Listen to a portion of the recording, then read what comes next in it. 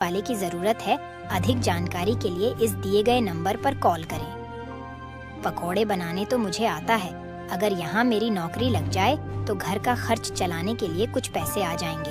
ऐसा सोचकर लता उस पते पर पहुंच जाती है।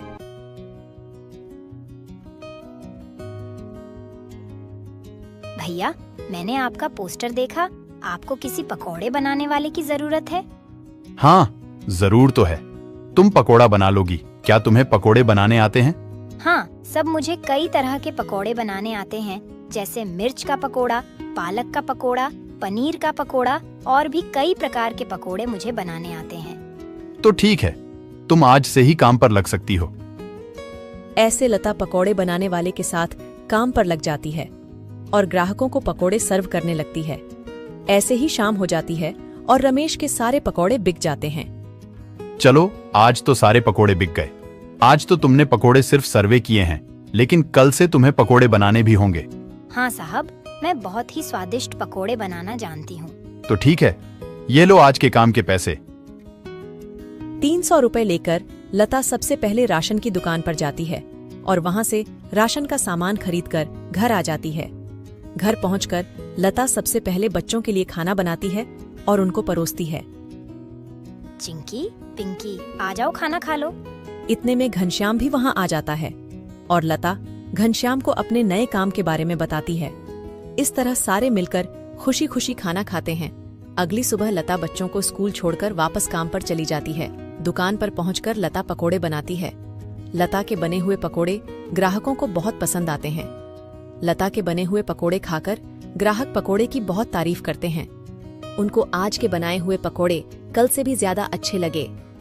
रमेश भाई, तुम्हारे आज के पकोड़े का तो कोई जवाब ही नहीं। इससे स्वादिष्ट पकोड़े मैंने आज से पहले इस होटल में कभी नहीं खाए। आखिर आज ऐसा क्या मिलाया है इन पकोड़ों में जो इतने स्वादिष्ट बने हैं? आज तो मैं एक और प्लेट खाऊंगा। मेरे लिए एक एक्स्ट्रा प्लेट पकोड़े लगा दो।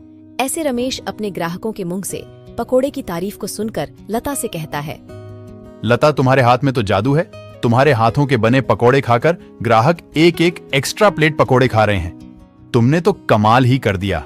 आखिर ऐसा क्या मिलाया है इन पकोड़े में जो ग्राहक इतनी तारीफ कर रहे हैं? साहब जी, कुछ खास नहीं मिलाया है, बस थोड़े से नमक मिर्च मसाले बराबर मात्रा में डाले हैं, बस। ऐसे रमेश के आज के पकोड़े बहुत जल्द ही खत्म हो जाते हैं। आज तो पकोड़े बहुत जल्द ही खत्म हो गए। कल से हमें और ज्यादा से ज्यादा पकोड़े बनाने होंगे।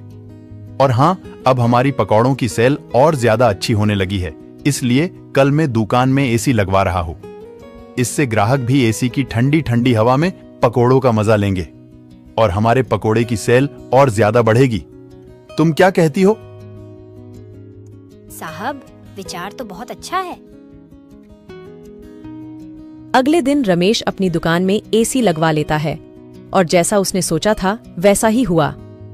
एसी लगने के बाद रमेश के दुकान पर ग्राहकों की संख्या बढ़ जाती है। ग्राहक ठंडी ठंडी हवा में बैठकर पकोड़े खाने का आनंद उठाते हैं। ऐसे रमेश के आज भी सारे पकोड़े बहुत जल्द ही बिक जाते हैं। शाम के समय जब लता घर वापस आती है और वह चिंकी और पिंकी को आपस में बातें करते हुए सुनती है। दीदी, उस दिन पार्टी में कितना मजा आ रहा था ना। कहाँ हम उस दिन एसी की ठंडी ठंडी हवा खा रहे थे और कहाँ आज हम इतनी गर्मी में बैठे हैं। काश हमारे घर में भी एसी होती तो हम भी अभी एसी की ठंडी ठंडी हवा खा रहे होते। इतने में लता अंदर आ जाती हैं। अरे चिंकी और पिंकी, तुम दोनों क्या कर रहे हो? तुम दोनों ने अपने स्कूल का होमवर्क किया? चलो जल्दी से अपना अपना होमवर्क कर लो। मैं खाना, इसके बाद खाना खाकर जल्दी सो जाना। कल तुम्हें सुबह उठकर स्कूल भी तो जाना है ना? ठीक है माँ, हम स्कूल का काम करके आते हैं। ऐसे दिन बीतते जाते हैं और लता के हालात पहले से ठीक होते जाते हैं। ऐसे ही एक दिन सुबह लता काम पर जा रही होती है, तभी उसे भंगार की एक दुकान दिखती है। उसे दुकान पर कई सारे सामान थे, जैसे कूलर, पंखा, फ्रिज, एसी इत्यादि।